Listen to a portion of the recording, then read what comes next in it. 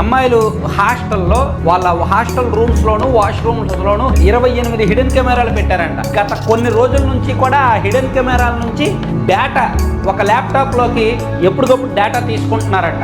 తీసుకొని 300 వరకు వీడియోలు అలా గ్యాదర్ చేశారంట. ఆ 300 వీడియోలని ఎక్కడో డార్క్ వెబ్ కి ఎవరికో అమ్ముతున్నాడంట.